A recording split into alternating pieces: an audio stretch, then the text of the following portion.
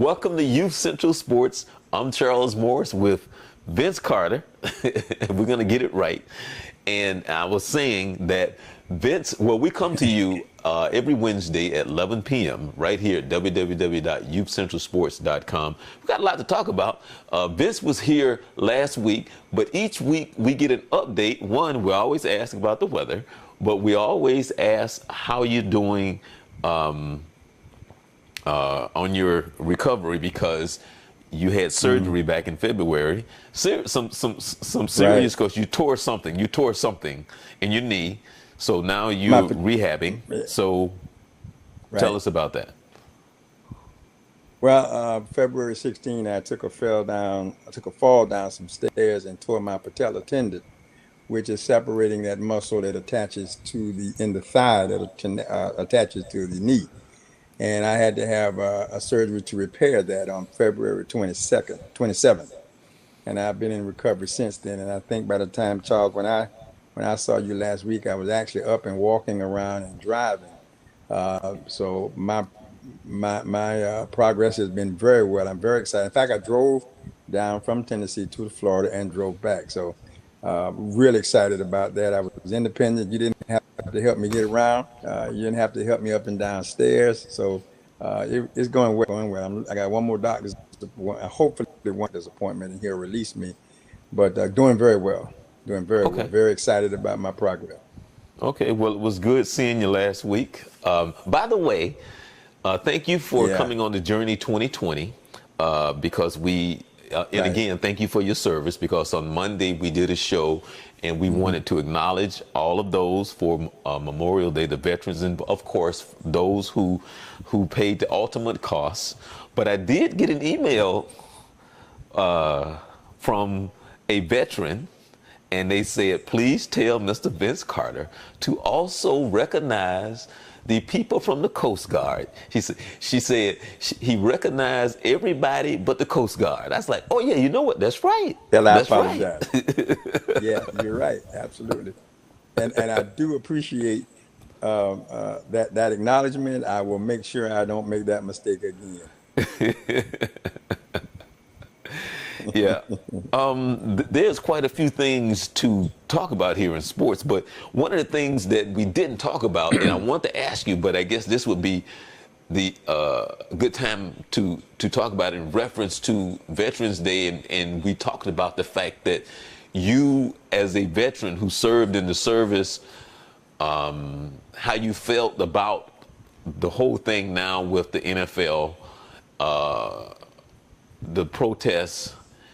Can you sum it up in a sense to say that you think that, or you feel, which I also feel because I didn't serve, but the whole thing of you went to fight for the freedom, the right to protest. So kind of explain that and how you feel. Basically, what I looked at, and this is a remark I heard from Dr. Martin Luther King, about this whole thing is about asking America to own up to what it put on paper. And it said that one has a right, I read somewhere where one has a right to assemble. I read where people have a right to be indifferent to points of view. And the point that got me the most is when we have, and it says, I read where you have the right to protest for right. And that's what I think my feeling is. I serve my country for the opportunity for others to express their opinion. I don't have to agree with it. I may not like it, but I'm not taking exception to it, because what a great platform to bring conversation to an issue. So I'm not offended because I serve for that right. So I think he has a right to it. I read an article recently where Colin Kaepernick got a conversation with a former veteran, a guy who had served in Vietnam when he was sitting on the bench. And this guy was upset with Colin Kaepernick until he reached out to him, and they had a conversation, thus led to Colin Kaepernick kneeling as opposed to sitting on the bench, with respect for those who had lost their lives. That's what he and this veteran had a conversation about. And he came away with saying, I can appreciate if you're going to do that, at least kneel to honor those that had lost their lives. So once again, the argument is not justifiable. It's about a cause. And I believe that we give by serving and fighting and having our military and going over and doing all the things that we've done for other countries, we've allowed ourselves to have the right. And according to that, we have a right to protest for right. And I think that's my feeling about it. Well, one of the things that I did want to ask you, and we we really won't know until that time, but what you think going to happen this coming season?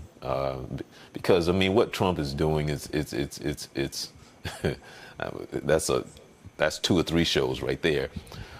But what you think is going to happen? Because I mean, it's basically it's kind of like he's separating the locker room. Exactly. And I think putting pressure on the owners as business people to acquiesce to his request, that they perhaps then bring into it being patriotic or not. I think there are a couple. I really think we're going to have some more confusion. I think I believe a few owners are going to go ahead and do it the way they want to do it within the rules that's being provided. The idea of keeping the players in the room, in the locker, and then playing out the ends. While that sounds admirable, but then again, you take away the opportunity for one to express oneself. I think we're going to still have confusion. I don't think that's the absolute solution. I think we're stepping toward a solution. Still think we're going to have controversy. Yeah, definitely. Did you see where the Magic hired a new coach today? I did. I was kind of shocked that's the direction they went to. Again, he came from the Charlotte Hornets, I believe. He was over there for a while.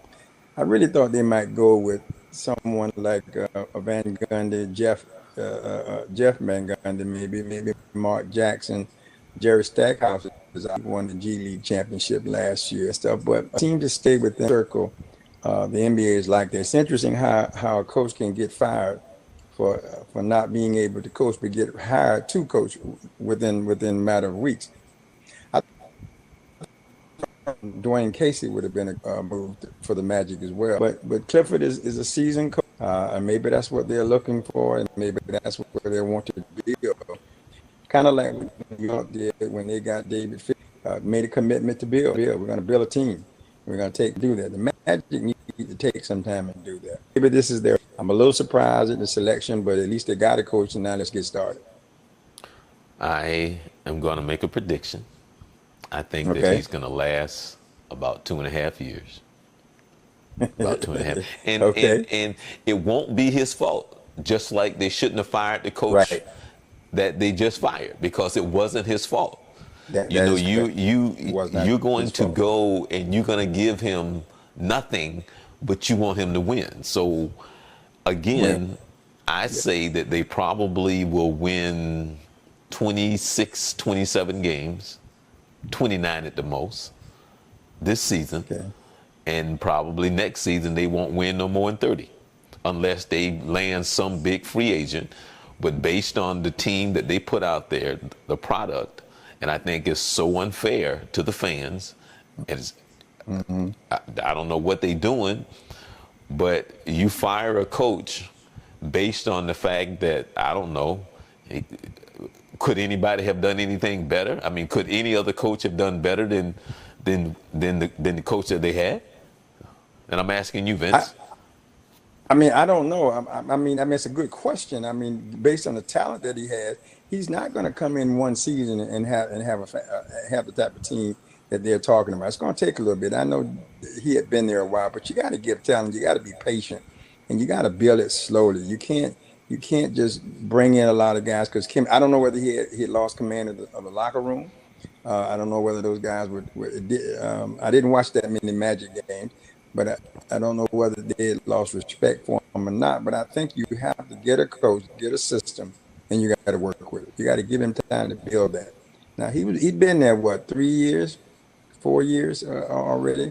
But is that time to build for it? Because championship. I mean, they're not even making a playoff. And I'll tell you, if they come back with another 29 win season next year or this coming season, and they repeat that the following, their revenue is going to drop off significantly because nobody's going to want to come and see that.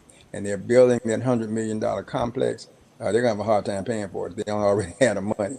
So I know that's where they're going. They're expanding their real estate holdings. But if you aren't winning, you aren't giving something on the floor that people want to come see, even if you're not winning, but you're entertaining, you're in games. And they had a few back to what you said. We got to put some talent on the team, and you got to give it time to build its chemistry. Allow the coach to do that. Now, I don't know whether they took exception with the coach. Maybe he wasn't doing those things.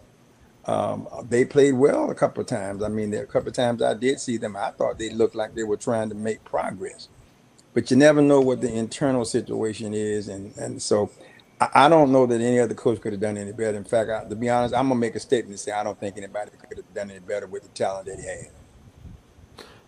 You know something that I've never asked you, and I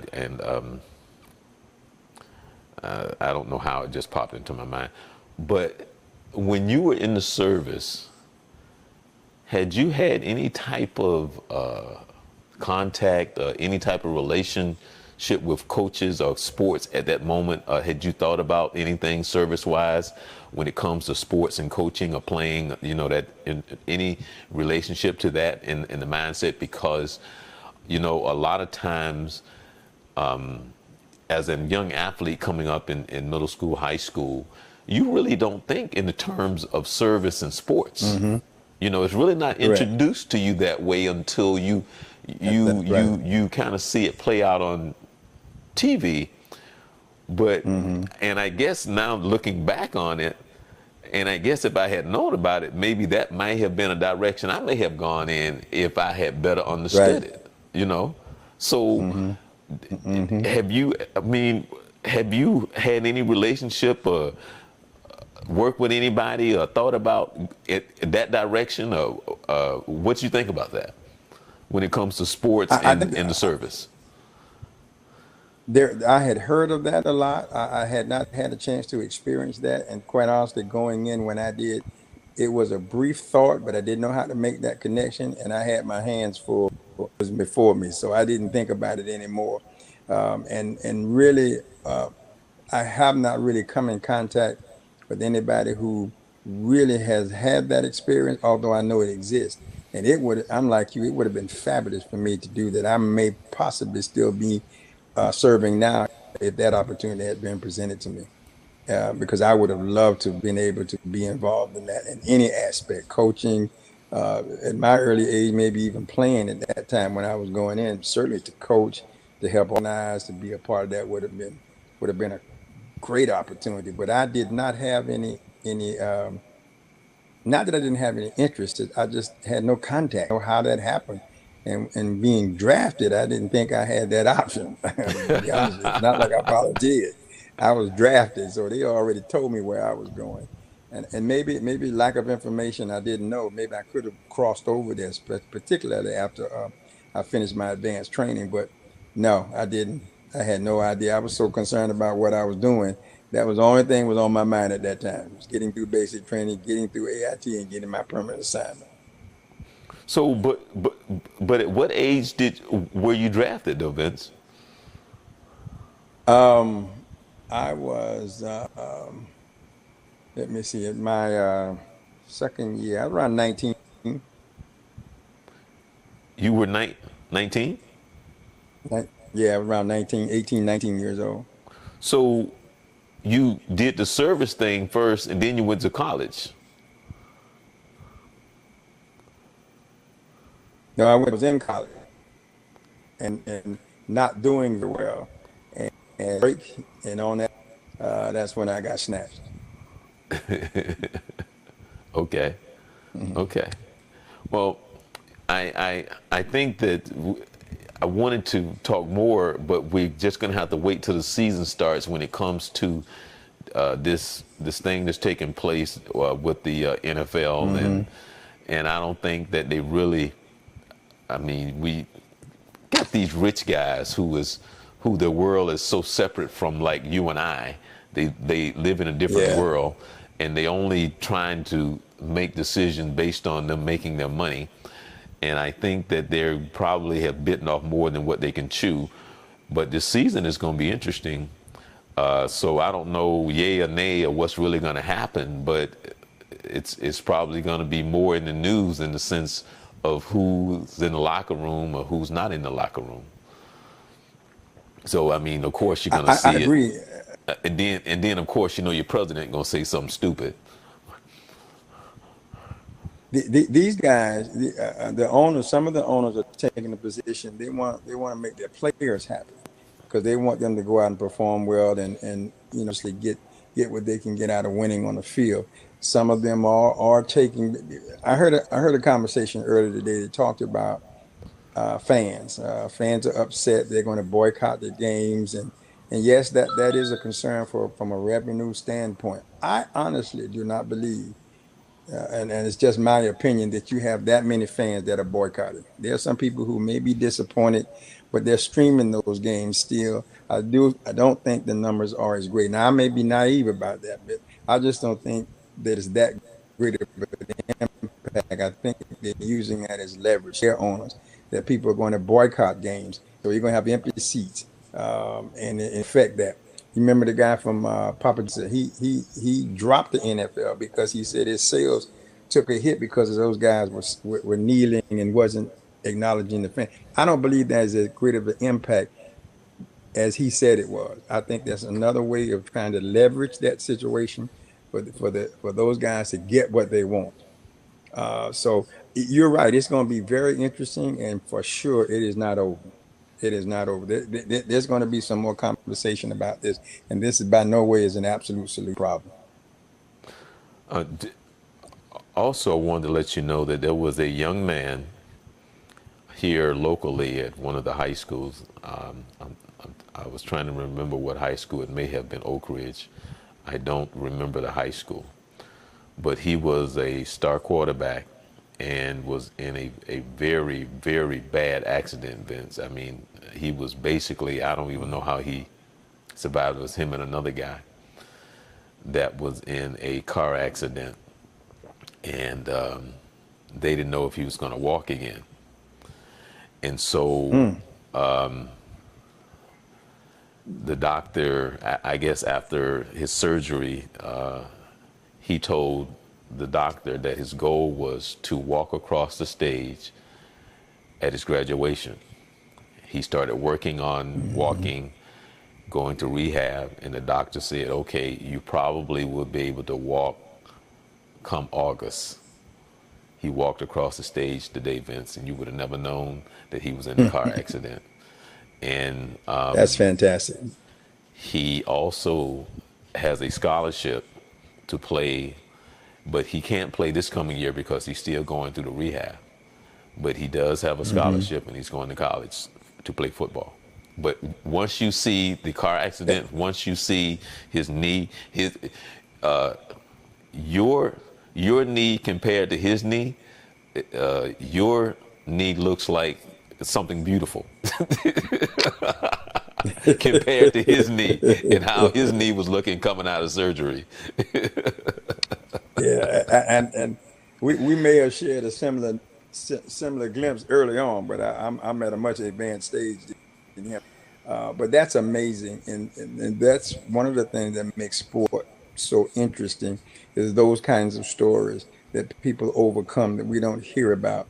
The sure will to succeed, the sure will that drives an athlete. And I'm not saying not other people, but specifically that athlete for him or her to overcome some of the things that they face. On the other side of that coin, we this past weekend there was a young man, a very highly recruited player playing AAU basketball in the Virginia area with a very, very high recruit out of North Carolina. Young man was playing this past weekend and collapsed and died on at a game. I bring that up only as a dichotomy to show the real things that happen in the world of sport that sometimes we don't hear. What a tragedy. On one side, you have a celebration of a young man overcoming an obstacle that really sounds like it was a grim situation. And here's a young man who appeared to be in perfectly health, good health, highly recruited, and it all stopped. It goes to show back to what our grandparents talked about, how short life really is, and living life to the fullest and giving that best effort that you have every day. My heart goes out on both sides. A celebration on this kid that's able to walk across the stage. I know what it's like for people to tell you what you can't do, and sometimes I'm sure he had to question that, but he was able to overcome that and walk across that stage and get that. That's got to be an exhilarating feeling. On the other side, the missed opportunity. This young man unfortunately collapsed, and I've not heard exactly what that situation was. It could have been a previous health issue. Life, and you think about stuff we talked about, the journey. Wonder sometimes, are we enjoying what life has to offer? Are we focusing on the joys of life? Or are we too busy trying to create obstacles? There are enough obstacles out there already. Why are we spending time? Are we enjoying this at all? Or are we just creating other headaches? So my heart goes out to both families, and celebrate one, and God prayers on the other side. Yeah, and again, for those, one of the reasons why we do Youth Central Sports is that we do talk about sports, but our main thing is that we try to emphasize the importance of sports in a manner in which it can be such a positive, it have such a positive impact on all of us in a way that if you put your child and even for yourself in the right situation to Hmm. mentor and to be part of building the village, because the village is not what it used to be. So we like to talk about how sports can be such a positive tool if it's with the right people, starting as young as 3 and 4 years old. Those teachable moments, as we talk about, for an example, Vince and I have discussed like what happened here in Florida, that they've taken away sports in middle school.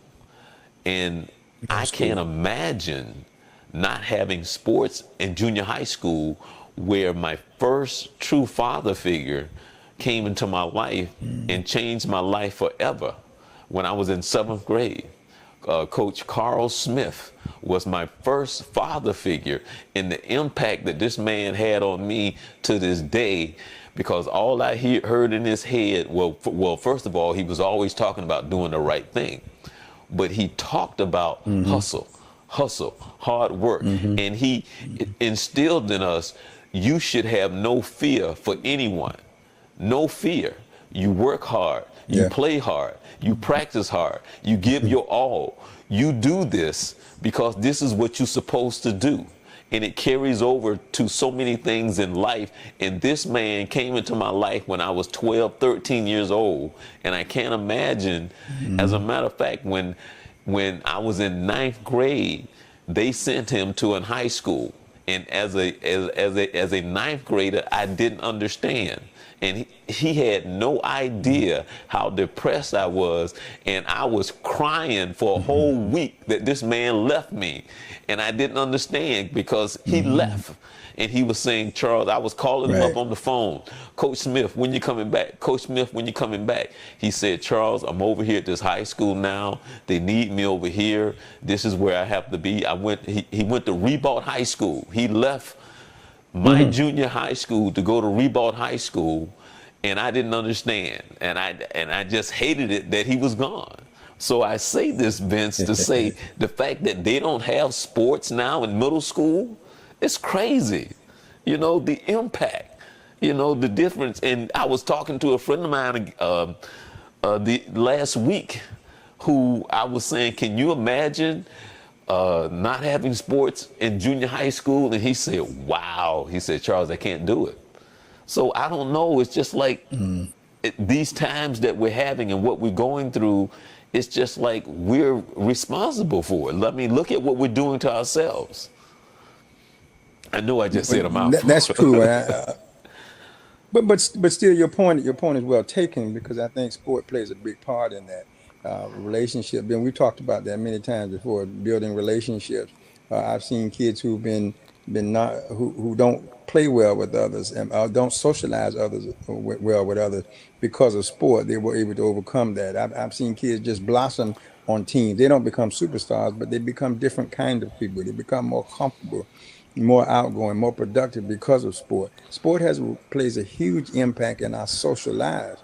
And when you take that away from a physical fitness standpoint, from being able to be involved in sport, developing one's physical skills, developing from a good health standpoint. So it has more than just playing games. It teaches relationships. It teaches teaching about playing in a group, playing in a group setting, working well with others, being a part of a team. It's so crucial to life. So I agree that taking that out, in my opinion, also really is cheating that child, so to speak, of an experience that helps to help. I know it helped me tremendously playing sport, being in team environment, having someone depend on me and me depend on someone else. To the fact that we became a team, coaching the impact. It's one of the reasons I coach today is because the experience that I had as from a player and coaches. I mean, I've had some tough coaches. Many of us have. You have. I've had some tough guys, but I see now what they were talking about. I'm now almost feeling the same way they felt about the kids that I interact with. I'm making them the best person, make them on the court, and the best person I can help them become off the court. So I think that's missed. That's something that we're missing. I don't know how we're going to get it back because I think it's all tied to economics in the school systems. So I'm hearing, but there's some outside entities, YBOA, Youth Basketball of America, particularly in the Florida area, is trying to fill that gap by offering sport for that basketball programs for that age group, that middle school kid. So that's one aspect, and I think there's some other opportunities out there in softball and maybe flag ball or something filling that gap. So hopefully those kids are getting that opportunity.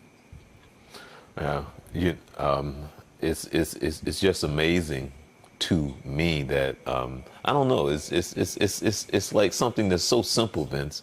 It's not. I don't know.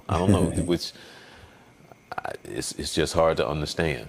It's just hard to understand Right. what has happened.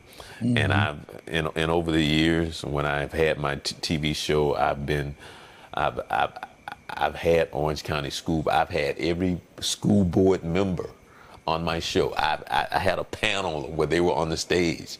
I I had the superintendent. I had them all, and no one can answer the Hmm. question. What happened?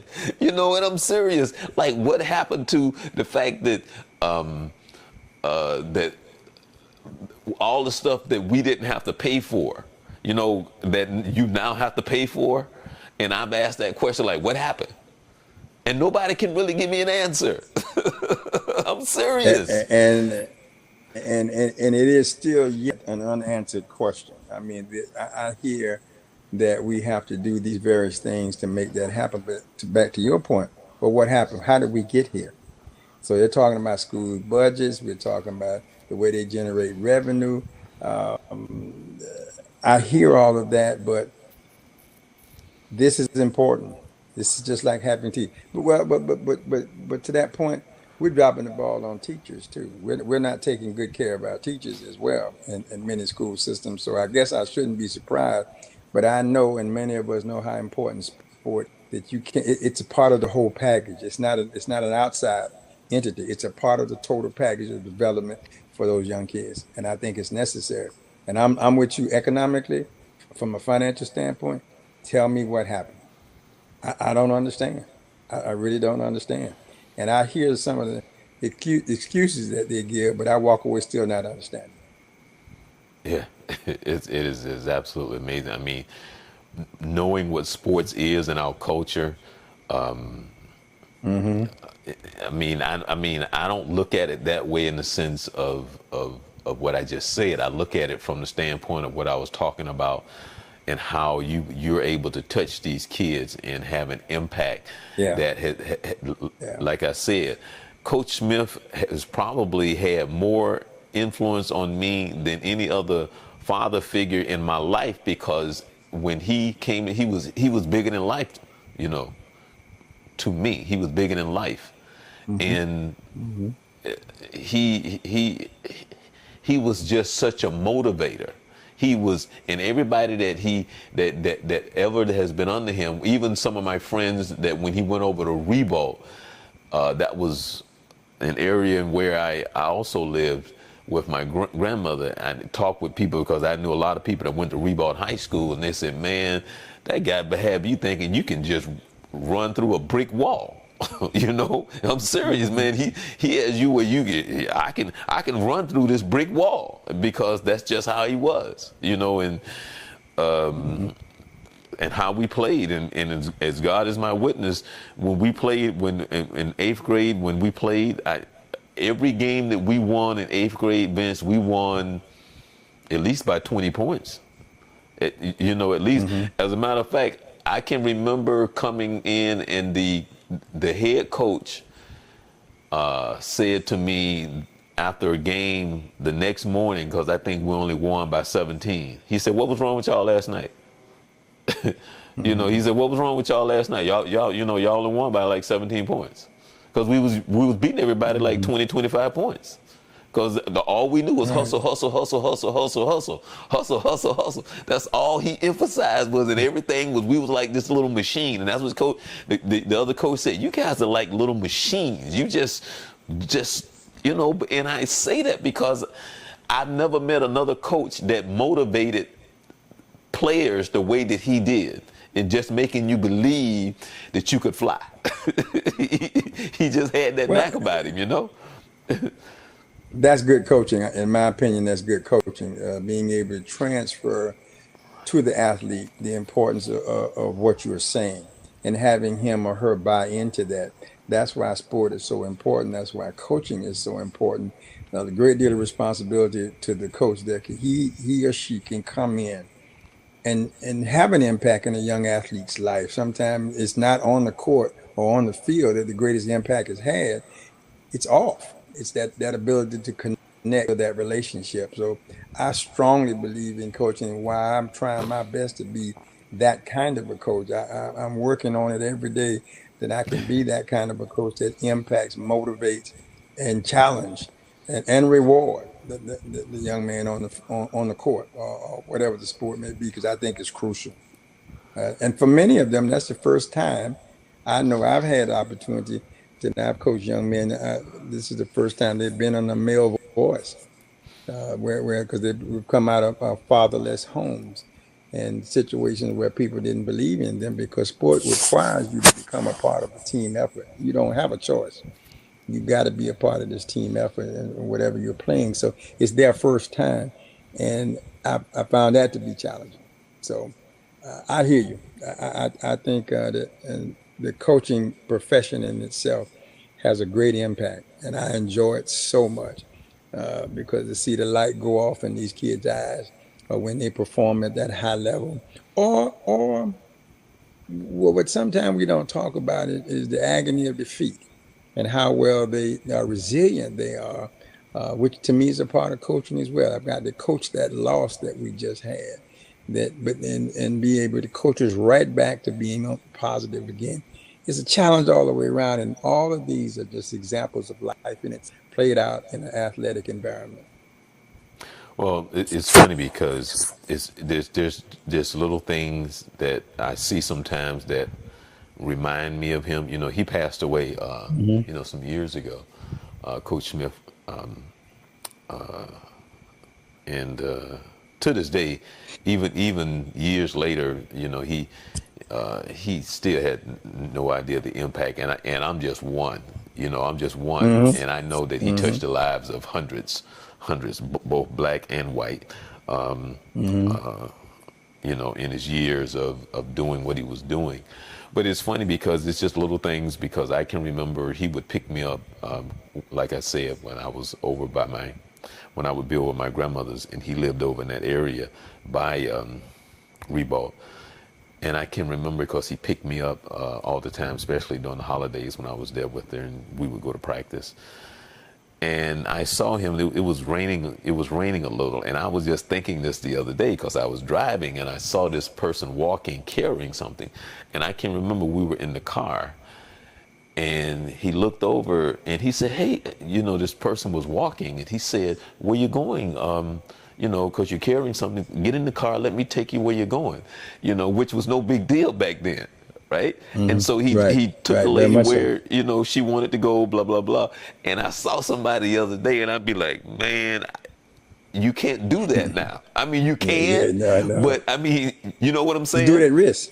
Yeah, Right, you do it right. at your own So risk. whether or not they're gonna think you some kind of predator, or whatever that is, because it's just the other day I was sitting there and that ran across my mind because I'm looking, because over the years I've been in that situation. He always crossed my mind when I see somebody walking and you want to offer them a ride because that's where it came from, Hmm. and you go, Hmm. but now it's like, well, should I offer them a ride or should I because it Yeah, is so different now, it's you different know. now. It's different now.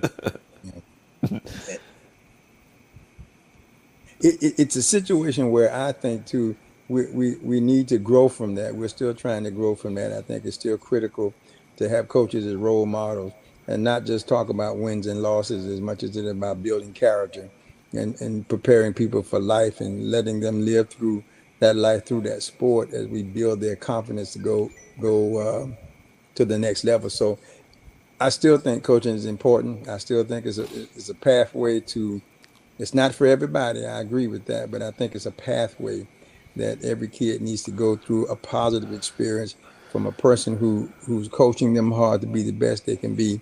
Because coaching is massaging, and it's on one side you're massaging, the other side you're demanding. And I think when you balance that, the young man or the young lady benefits the most from it. So I'm a huge believer in that. The impact that all of us have felt from coaching. Sometimes it's late before we realize it, but it's all been positive in most cases. Now, I've had some knucklehead coaches. Now, I've had some guys who their only thought was win loss, Right. but I've had some other people who were able to fold that into how about our integrity and about winning in life. And it's a positive experience. Again, it shows sport at its best, in my opinion. Oh, all right. So I know you see what time it is, right? It's I see time the for the time. 3 minute It's sprint. 3 minute sprint. I'm ready. Yeah, but before we get into this NBA playoff conversation. Hmm. So let me see here. All right, here we go. All righty. All right, Vince. All right. Were you surprised? Were you surprised when Brett Favre admission to going to rehab for alcohol, and I think it was something else, painkillers. Did you hear about that? Yes, I was. I did. I read a little bit about that, but I was surprised. Okay. Do you like the new rule when it comes to NFL and the kickoff? That's something different. So right now, I'm gonna wait out and see, but I'm gonna say yes for the moment. Do you think that they will ever get rid of it, kickoff? No, I do not. All I right. don't think so. Do you remember, or if you Hmm. did, the first time you touched the rim?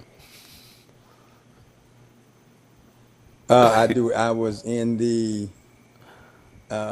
ninth grade. Ninth grade. The Ninth, first time I touched the rim. I mean, really touch it. I mean, I was able to grab hold to the rim with one hand. Ninth grade.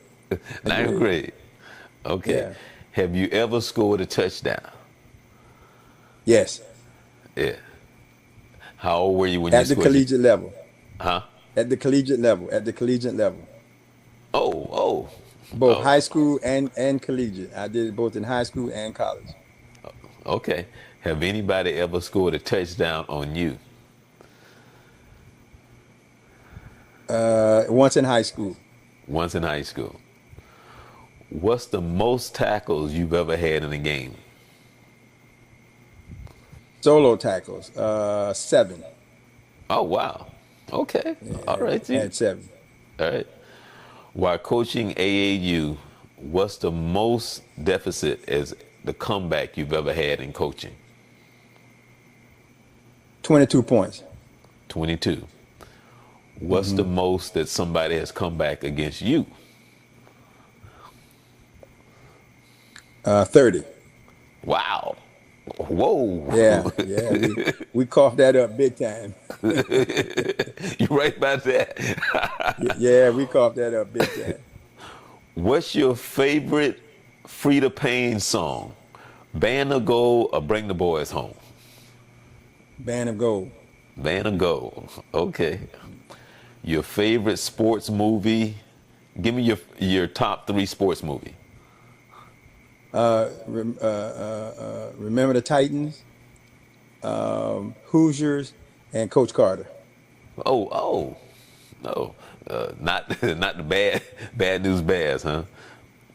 Nah, I appreciate that, but that's not my top. Have you ever been a Beatle fan? Yes, I was a Beatle fan. I got caught up in Beatlemania. I got caught up in it. It was just having been a musician. There was just something about them that was so simplistic when they came along. I just loved the style of them. The music I wasn't that crazy about in terms of the lyrics, but the way they played it was simple, but what a great impact they have. And I got caught up in that thing for a while. Okay, there was something that I asked you that I wanted to go back and ask you.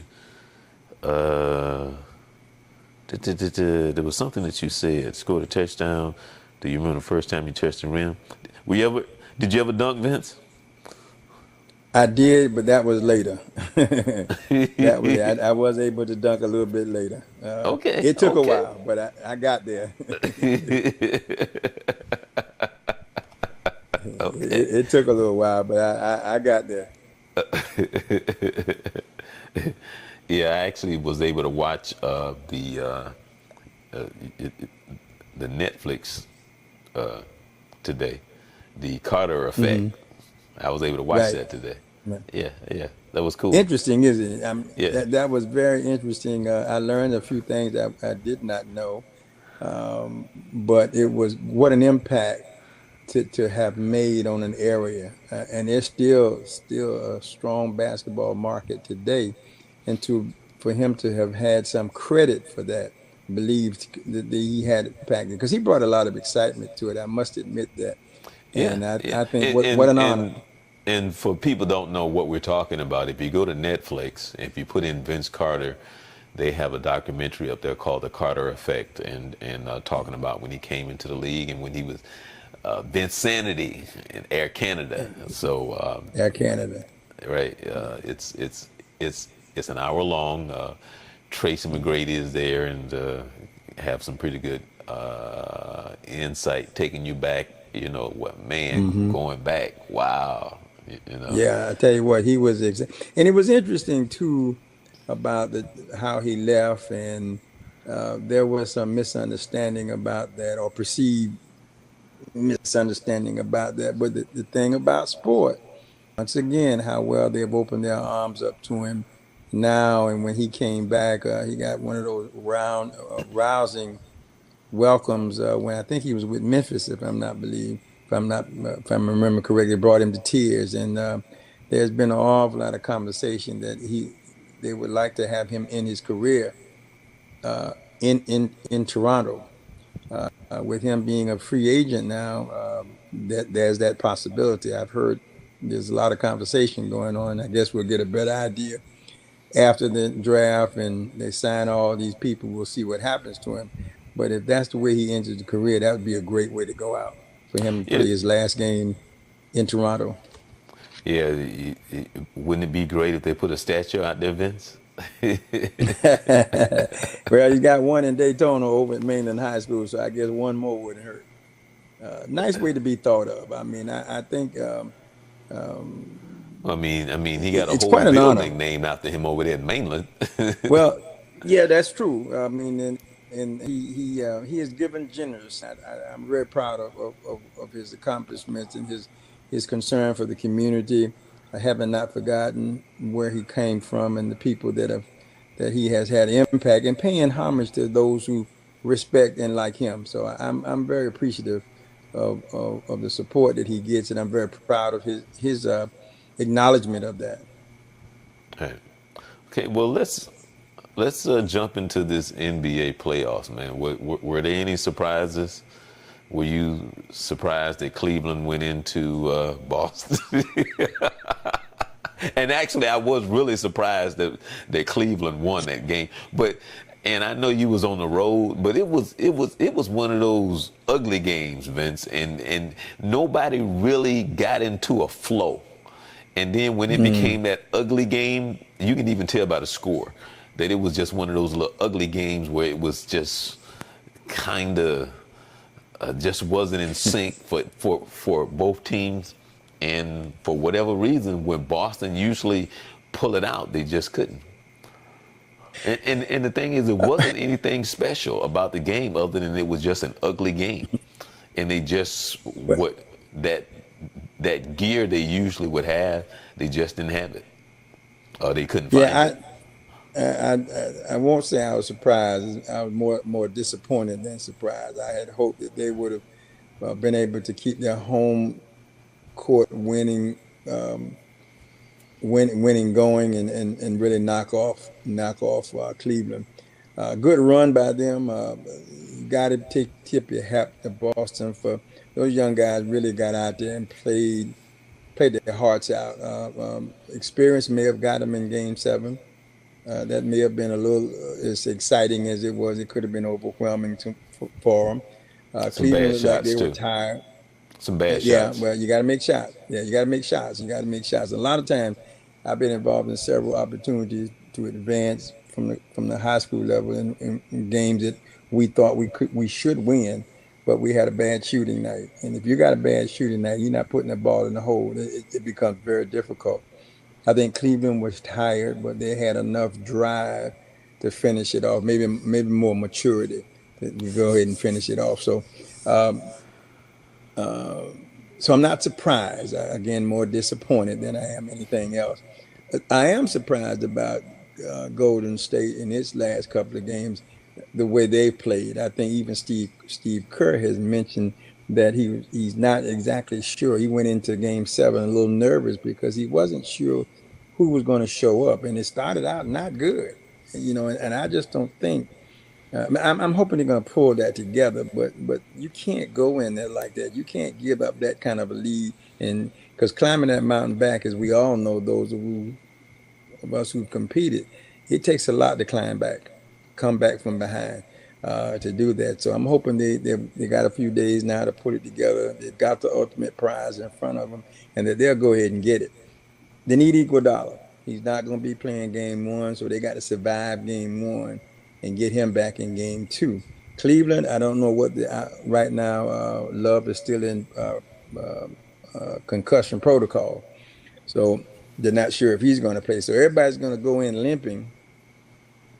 They're just going to see, but Golden State's got that firepower, man. LeBron's going to have a LeBron game, but Golden State's got that firepower. Well, wanted to talk a little bit about Houston for a minute. I Hmm. honestly think that if they had a different coach with a different type of philosophy, because Houston showed that they can beat Golden State. And I think probably if they move the ball, uh, they certainly are not afraid of Golden State, and they can play with them. And I think they have the team to beat them. But they definitely miss Chris Paul, without a doubt. Yes, they But definitely miss I Chris Paul. Harden, I don't. Oh man, it's just he drives me absolutely up the wall, man. I can't stand that dribble, dribble, dribble, dribble, dribble, dribble, dribble, dribble, dribble, dribble, dribble, dribble, dribble. Of It course, is he what can. they're built on, though. I mean, he can score, It's what but they're built on. he played defense with his eyes. He don't hustle back down court. We talked about the effect that now when kids see this guy play, now you're going to see kids trying to act like him, which means that Step they back. only play on one end of the Hmm. court. It's just so, I mean, sometimes it's so hard to watch this guy. It's hard to watch this guy play this game because it's just hard. He's a good player in the Well, sense the of biggest, being able to score, but overall, man, it's hard to watch that brother.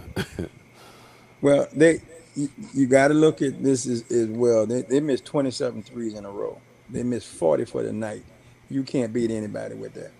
And there is some question about Harden showing up in Game 7, fourth quarters. He has not had uh, good good outings in those, and because quite honestly, Houston was a two-headed snake. Chris Paul and James Harden, they had to be on. If they weren't on, they struggled from that. They got some help from some of the other players, but those were your main scorers, and that's the way the team is built. And no, 27 threes in a row. Um, you can't win with that. You just cannot. And then you miss 40 overall shots that night. Yes, if they had been hitting their shots, would the game been played different? I think it would have been. Would they have won? I'm not sure about that. But I tell you what, it would have been a heck of a game. It was a pretty close game as it was. But what happened is that Golden State got caught on fire and made those shots at the right time. And not all of them were threes either, because they had some to the baskets. You actually had more defense played out of Houston in this series than I've seen in the last 2 years, and that's because it wasn't because of it's because of the players that he had. Patella, that young man is unbelievable. I love what he was doing. Tucker, those guys, he had those guys come in and play a defensive game, but he's not a defensive coach. It's not his philosophy. His philosophy is put that ball up. I'm gonna outscore you. I'm gonna run on you, and I'm gonna outscore you. And it backfired. It absolutely backfired. But I'm concerned about Golden State because of the way that they played. For a moment, they did not look like. Even Steve Kerr said that in his post game conversation. We seem to have lost focus. We went away from the things that made it, and that's got to be corrected going in, because you don't want to give LeBron. You don't want to give him a window. You let him earn his way, because if you help him, he can hurt you. He can hurt you. He can and that whole team can hurt. But I think Golden State wins this. I think they win it in six. I don't think they're going to sweep them. A lot of people saying they're going to sweep them. I don't think so. But LeBron needs help. He's wearing down. LeBron, what, been in the league 15 years now. He's being worn down, man. You can tell it. He's exhausted, and you can't go out there and play 7 games like that. It's just not. It's impossible. But he's gonna have to give somewhere. So those guys have got to step up and help. They got to really come give him. With Love being out, that hurts, because Love can shoot the basketball. He can rebound the basketball. He's a good passer. If he's not available, that's going to leave them shorthanded. Iguodala is, I think, without a shadow of a doubt, is a crucial part of what Golden State is able to put on the floor. Is said now. I just saw earlier he's not going to be there for game one, possibly game two. So they got to survive game one. Well, They got because I think the series is 2-3-2. I am going to predict 4-1. 4-1. Okay, all right. Okay. I 4-1. think I think it's going to be a 4-2, but we'll see. And the thing is that as you were talking about Golden State that lost focus. Golden State, remember when we was talking about what made them difference was their basketball IQ. All of a sudden, their Hmm. basketball IQ wasn't a high IQ anymore because they started to Right. look like just like the average team, you know. And the thing is that I truly believe that if Houston had a different mindset with a different coach, they would have won that series because they have the matchup that causes problems for Golden State. But it's just their philosophy is just wrong. It's Well, just wrong. I mean, it was obvious that high pick and roll was hurting Golden State without a shadow of a doubt. I think Iguodala could have helped a little bit, but that was just eating them alive. That high pick and roll, then letting Patella get away when they would come up at Harden to take that shot away. Patella was slipping to the basket, and he's putting that ball. I mean, that was killing them. But they went away from that. They stopped doing that. They changed. They went back to what they do, I guess, and not making shots. Not making shots. When you're not making shots, it changes everything. On the reverse side, what I thought happened with Golden State was that they wanted to take advantage of Durant. I thought the best way to take advantage of Durant would have been in the flow of the offense, not to isolate him so much on the block because he was the guys that were covering him. He could shoot over them, and he was shooting over a lot of them. Just didn't work because to me, once he went to that ISO, which is very similar to what Houston do, Golden State stopped moving, and I think that hurt them. But when they went back and got back in their flow, of course, when Steph started hitting shots, that sets up a lot of things for them. They just got back in that flow, and then they just went on play their hearts out on that. Hopefully, it was a wake up call for them because they had two games like that. I want to think now that they've had a chance to sit down and look at that and prepare for this upcoming championship, that they're going to correct that and get out there and and hand LeBron a loss and Cleveland a loss in this series. I'm saying Golden State in six. Wow. Well, again, I thinking they probably make it 4-1. But then again, I'll take 3-0, 4-0 if they want to do that. I'm fine with that. yeah, yeah. I mean, but actually, I wouldn't be surprised if they were to sweep them, though. I really wouldn't be, I, because I'm not quite that confident yet. I need to see them play game one before I think I would make that statement. If they were playing the kind of ball they were playing even last year, I'd say possibly. So right now I'm a little bit concerned, but the potential is still there, without a doubt. yeah. Well, we will see. We Yes, we definitely will. will It'll see. be interesting. It'll be interesting. I'm looking forward to it. Yeah, I am. I am too. That would make how many? If LeBron was to lose this, he would have how many losses in the finals? Okay, this would have been his eighth time. I think this is his eighth time going. No, no, no, no. It's his Uh, age. No, no. Whoa. Oh. Okay. yeah, eighth time going to the finals, and I think he's No. Well, won. it's his eighth straight though. But Yeah, he's eight been straight. there. Yeah, So, what is it? yeah, Nine he won. times? He won. Yeah, maybe not because I think they won two He's in won three. three. Right. He won Okay, three. he won three. He won two in Miami and one in Cleveland. Right. Right? Yeah. Okay, Uh so huh. he's actually won three times, So he which would is be. accomplishment. So he would be 3-6, That's the way I think that's right. Yeah, 3-6. I which think that's you correct. Ray Allen bailed him out once, and Draymond Green bailed him out on the other Yeah, he did. one. Yeah, yeah. He coughed that one up and gave it away. But they're playing Right. so much better though. They really had they didn't do as well in the regular season because they didn't have the best regular season record. But they have a home court advantage coming into this series. They're hard to beat, man. If they're healthy, there's just you got too many weapons. You got just too many weapons out there and they got guys on the bench they could bring off and play as well. So Right. um, I'm just if you got five guys that bring the ball up, how many teams can do that? Not very many teams can do that. But it doesn't matter who gets the rebound, we push the ball up the court, go right into your offense. A lot of time Steph gives the ball to Draymond. I mean, that's unheard of. I mean, Draymond with the ball in his hand, they're giving it to him and let him run up. Iguodala runs the offense from there. So they're a unique situation. The thing that I would love to know, I would love to be able to sit with Steve Kerr and ask, how did you build this kind of relationship and atmosphere in this basketball team? I mean, how much credit can you take for this? I mean, I realize you got great players and they come together and they play well, but there's something else there. There's some glue that keeps that together. I would love to hear his narrative on that. Okay. Well, give us something to talk about next week. That's for sure. So what they play? Thursday, Let me see. What's tomorrow? So they would have been played 3 games by next week. Monday. Yes, they should have played. They should have. Let me see. Three. Thursday. They probably come Yeah. back Saturday. Yeah. They would. Yeah, They would have played three might, games by play next three by Wednesday. Monday. By next Wednesday, yes, by next Wednesday, right. I'm thinking of Monday, but by next Wednesday, yes. Yeah. Okay. Well, We we get your we. notepads out.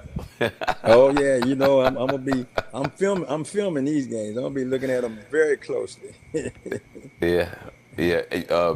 Before we go, what's your schedule working with the kids? Uh, Basketball. What's your schedule for the summer? We just finished 2 days of practice Thursday. I'm sorry, Tuesday and Wednesday this week. Tuesday and Wednesday of next week we have our summer basketball camp for the middle schoolers and young kids and high schoolers. And then on next Thursday, Friday, and Saturday we go to Western Kentucky for our first team camp. Okay. Oh, well, next week, my question is going to be, since you said this, and I'm sitting here thinking, can you go back, and I'm going to ask you this for next week, Okay. because we had none of this when I was playing ball. We had Hmm. none of this summer. When season was over, it was done. So we didn't come together as a from a high school. We always played ball, but it had nothing to do with the coaches and the Hmm. and the high school. So my question that I'm going to ask for next week: do you know when all of that started to change? So don't Okay. answer now. I got you. But it's so different now, and I'm so jealous. Yeah. I'm just so It's a jealous. year-round sport. It's a I year-round mean, it's sport. just so different now. And I mean, they yeah, start kids can play young. year-round. They got all this stuff that we did. Hmm. It's just like I'm just so jealous. Hmm. But anyway, I'm Charles Morris, Coach Vince Carter. We always enjoy coming your way every Wednesday at www.youthcentralsports.com, where we talk sports and a whole lot more. And again, Vince, thank you for your service. Thank you. Appreciate you and enjoyed the show last week on Journey 2020. I did get some feedback from quite a few people. Good. And they Good. also wanted me to say thank you for your service as well. So with, Well, thank with you. that being said, happy that you made it back safe and sound. It was good Thank you. seeing you. Looking forward to you coming back. When you say you're coming back in July? July. I'll be back Okay, okay. mid-July, I think. Please give my acknowledgement to the young lady about the Coast Guard. Tell her I do apologize. I will not make that mistake again. Well, and the funny thing is, the person who made note that she actually served in the Army, and she said, "You please tell your friend not to forget about the Coast Guard, okay? Because Yeah, absolutely. Tell her I won't do that again. because she said their service is very important too." I go, "Okay, Yes, okay, it is. okay, Absolutely. Absolutely. She's 100% correct. all right, 100% correct. all right." With that being said, with Charles Morris and Vince Carter, we want to say thank you for joining us, and you have yourself a blessed week. Good night.